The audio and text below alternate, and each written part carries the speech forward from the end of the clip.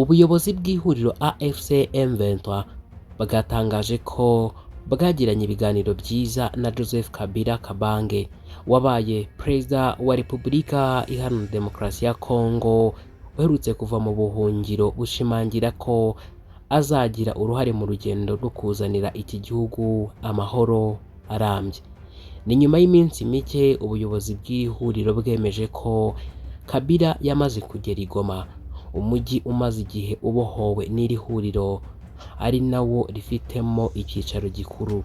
Kuri uyu wa gatanu tariki ya 30 Gicurasi 2025, umuhuzabikorwa wa AFC M23 Colonel Nanga yatangaje ko ubuyobozi bw'iri huriro bwahuye na Perezida Joseph Kabila. Mu butumwa bwe, Colonel Nanga yagize ati: muri uyu mugoroba habaye ikiganiro cyiza cyane hagati y'ubuhuzabikorwa bwa AFC M23 na Perezida w'icyubahiro Joseph Kabila Kabange. Colonel Nanga yakomeje avuga ko uku guhura k'ubuyobozi bwa AFC M23 na Joseph Kabila ari nko gutangira ku mugaragaro ibikorwa by'ubuhererekane by'uyu munyapolitiki wayoboye iki gihugu cya DRC mu kuzana amahoro arambye no gusubiza ku murongo igihugu kimaze igihe mu bibazo. Kabila kandi kuri uyu wa gatanu yanahuye n'abayobozi b'imiryango gakondo bagirana ibiganiro nk'uko we ubwe yabyitangarije, aho akomeje kugenda ahura n'amatsinda atandukanye.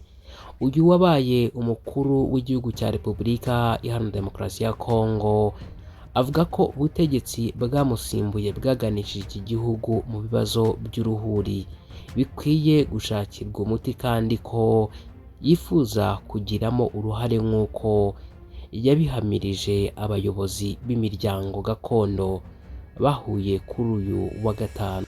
Joseph Kabila kandi wanayoboye Repubulika Iharanira Demokarasi ya Kongo kuva mu mwaka w'2001 kugeza mu mwaka w'2019, nibwo kuwa gatanu ku itariki ya 30 yagiranye ibiganiro na AFC M23 n'iri huriro rimaze igihe mu ntambara y'amasasu na politike n'ubutegetsi bw'icyo gihugu. Amafoto yashyizwe ahagaragara na Colonel Nanga, umuhuzabikorwa w'ihuriro AFC kuwa 30 Gicurasi 2025, yerekanaga Nanga na Bertrand Bisimwa wa M23 bari kumwe na Joseph Kabila n'abandi mu biganiro. Nanga yafashe ayo mafoto n'ubutumwa avuga ko byari umwanya mwiza wo guhura ku mugoroba i Goma hagati y'ihuriro AFC M23 na Perezida Joseph Kabila Kabange. Yagize ati: mu by'ukuri ni inama itangiza urukurikirane rw'ibiganiro bigamije kurebera hamwe uburyo bwo gushyiraho no gushimangira amahoro arambye, ubumwe bw'igihugu n'imibanire irambye mu mahoro. Ihuriro AFC M23 tariki ya 26 Gicurasi 2025 nibwo ryatangaje ko Kabila yageze mu mujyi wa Goma. Kuva aho abarwanyi ba M23 bafashe imijyi ikomeye mu burasirazuba bwa Kongo irimo Bukavu na Goma, ubutegetsi bwa Kongo bwashinjije Joseph Kabila gufasha AFC M23. Perezida Felix Antoine Tshisekedi avuga ko Kabila ari we muntu nyirizina uri inyuma y'intambara yayogoje Kivu zombi, amushinja gufasha umutwe wa M23. Joseph Kabila mu gusubiza muri Werurwe 2025, Kabila yabwiye abanyamakuru muri Afurika y'Epfo ati: iyo mba mfatanyije na M23 ibintu byari kuba bitandukanye cyane nuko bimeze ubu ngubu. Ubushinjacyaha bw'igisirikari bwasabye Sena gukuraho ubudahangarwa bwa Kabila nka senateri uhoraho kugira ngo bumukurikiraneho ibyaha birimo kugambanira igihugu, kuba mu mutwe w'ingabo utemewe, ibyaha by'intambara n'ibyibasiye inyokomuntu. Mw'itora ryabaye ku wa 22 Gicurasi 2025, abasenateri batoye ku bwiganze bashyigikira icyemezo cy'uko Kabila yamburwa ubwo budahangarwa. Kabila n'abayobozi ba AFC M23.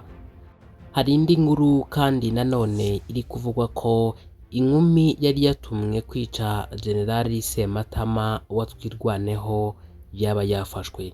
Kuwa 4 tariki ya 29 Gicurasi muri santere ya Mikenke hafatiwe umukobwa wari watumwe kwica Generali de Brigade Sematama Charles ukuriye umutwe wa Twirwaneho. Amakuru avuga ko ubwo uwo mukobwa yageraga mu Mikenke yari yashatse uko yagera ku basirikare bamufasha kumuha nimero de telefone y'uriya mu generali. Bivugwa ko yifashishije umwe mu badamu bagemura mu kigo cya gisirikare gikoreramo abasirikare ba Twirwaneho, yijeje amadolari 500 igihe yaba ashoboye kumubonera nimero de telefone ya Sematama. Uyu mukobwa ngo yaje kubibwira bamwe mu basirikari ba Twirwaneho ko hari umukobwa utazwi wamusabye kumufasha gushaka nimero y'umuyobozi wabo, ibyatumye bahita bafata umwanzuro ukomeye. Uyu mukobwa mw'ibazwa rye yemeye ko yaraye mu kigo cya gisirikare cy'ingabo z'Abarundi na FARDC kwa Colonel witwa Nyamusaraba nk'uko amakuru atugeraho abivuga. Biravugwa ko kandi FARDC n'Abarundi ari bo bari bamutumye kuri uriya mu generali. Ihuriro ry'ingabo za leta ya RDC zatangiye kugera amajanja Generali Sematama nyuma y'amezi make ryivuganye Generali Michel Rukunda alias Makanika wahoze ari umuyobozi w'uriya mutwe urengera abanyekongo bo mu bwoko bw'abanyamurenge. Muri Gashyantare uyu mwaka nibwo Makanika yiciwe mu gitero cya drone cyagabwe na FARDC. Nyuma y'urupfu rwe asimburwa na Sematama. Nyuma y'urupfu rw'uriya mukomando kandi Twirwaneho yahise itangaza ku mugaragaro ko yafashe icyemezo cyo kwinjira mu ihuriro AFC M23 ribarizwamo umutwe wa M23.